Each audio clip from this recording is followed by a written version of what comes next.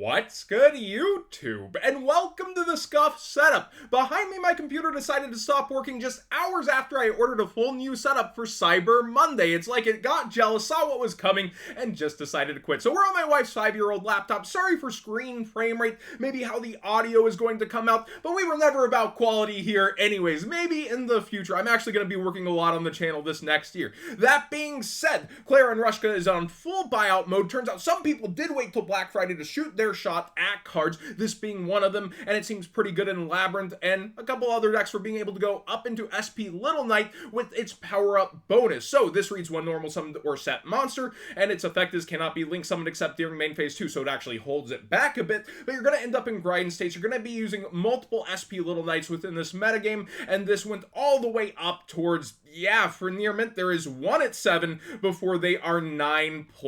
A lot of y'all complained on the last video about the time that sponsorships took up, so let's go ahead and do a speed run for Cyber Monday. We have Team Samurai X1's website. You can use code What'sGood10 for 10% off, and there's multiple bonuses such as free shipping at $100 and a free mystery deck box, which does stack at $300. Now, this is one of the only mystery boxes I will support because of the guaranteed value inside of playmats, field center, dice, and then the pack is a bonus with huge chase cards you can win, and over 3/4 of these have already sold out. They'll sell out by the end of the day, most likely. Also, we have 2 new playmats for Cyber Monday here, which, you know, add to the mystery box, and you get to 100 in your cart for that free shipping, US and Canada only for free ship. Tapio Cards has a Black Friday / Cyber Monday deal, and code What'sGood5 for 5% off and to support the channel will directly also work on top of that sale. All these are in-stock items, not pre-order, so you do have oversleeves, you have plushies, and awesome metal tokens. And then Ophidian has a ton of new designs for Cyber Monday,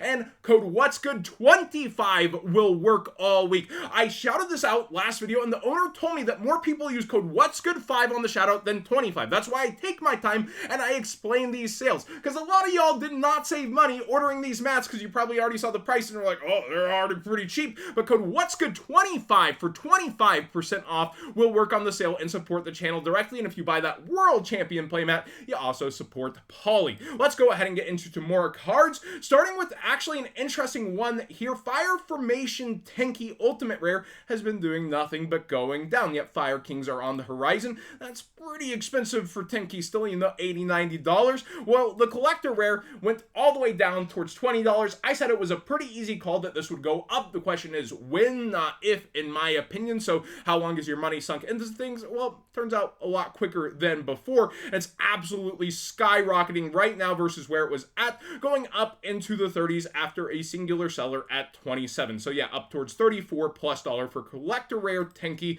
Then also Runic. Funny enough, a lot of the high-end stuff is just lower in value than when it was fully relevant, and it's still doing a lot at the regional level and YCS level. Runic Stun, people hate it, but they're buying the main here, and it's been going nothing but up in price, almost $9 now. You can see the trend here, and the Starlight Rare is nothing but down, down, down, despite the play it's seeing. So this is like kind of the stun deck curse. Like, A, people think it might get hit on a future list, and then B, people just don't like the deck that much. It's like when I bought into Ultimate Rare, what is it, Magical Explosion. Those aren't a loved and remembered thing. It's more of a menace, and it's not likely to age that well for the most part, unless it really takes off in a past format, know what I'm saying? Red Eyes Dark Dragoon is getting played in the Chimera builds, and it also spiked back up here for its secret rare, also pushing up the ultra rare a bit. You can see it dipped for a bit, was coming back down. It's like, nice little buyout, but now it's actually going straight back up to that price and is near $20. And before that, you could get them all the way down at 15 at one point. Light Hex Sealed Fusion is another option that they're also playing, and it's notable that this is a dollar common almost across the board, despite how many are listed, but the DR3 version is starting to gain a little traction once again. Rarity Collection, it's interesting because while I was loading tabs earlier, there was an $85 box, and I was going to use this to highlight how many sold at 90 Black Friday, and there are deals today, but those deals already went pretty fast, and you can even see like some 86s here. The 85s haven't updated, but then Age of Overlord, the cheapest box, was $80, and that was up from $70. But by the time I loaded, somebody listed a couple of boxes over here, 3, at just $73.50. So there are people working Cyber Monday with bonus bucks back over on TCG Player. It's 10% bonus bucks back again on everything as I understand it, and then subscribers get more, so the same sale like they've done in years past. And if you're using that TCG Player link in the description down below, costing you nothing extra, support the channel directly for the cards you'd already be buying, well, guess what? You're helping me out for the stuff you would be buying. But on this, it's very, very interesting how, like, that just flips in those couple of 30 minutes while I'm setting up OBS on this computer. Then we have Snake Eye Ash out of Age of Overlord. Just notable that this is a $1-ish super rare. A lot of people aren't adding on that free shipping, I wonder why. And it's about $1, although this one is 60 cents. From there, well, where's the free shipping options? Yeah, they're not going to be readily available. People are wanting their money on this one. It's very interesting. Then the structure decks. This one's a thanks, John Moore. It's my fault. I pointed this out before Black Friday that, hey, all the top singles in here versus the structure decks in here, you'd be making money just splitting it open, and a lot of those disappeared. Tons of people thanking me for that deal, but yeah, my fault. It spiked for pointing out, yeah, it's double value if you just busted it open at $40 and the people were losing. It's more to point out how stores need to learn to keep up and adapt and look at what's around them. I did that with Duelist Pack Battle City back in the day when Juragetto spiked to be a $20 super rare and Cosmo format, and then I had a ton of free Sphere modes and other cards just laying around that later became relevant too.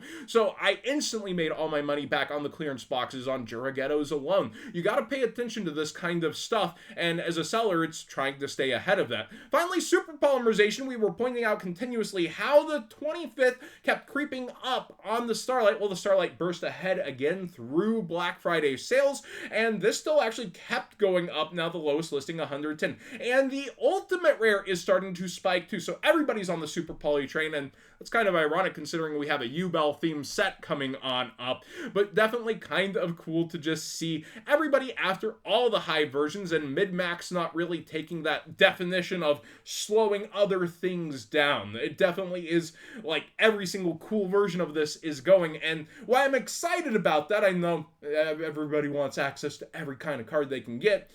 There's tons of other super polymerizations within budget means that actually look decent, like secret rares. So these high-end versions, this is the kind of things, these extra rares that people keep complaining about that are vendor bros are supposed to do to the market.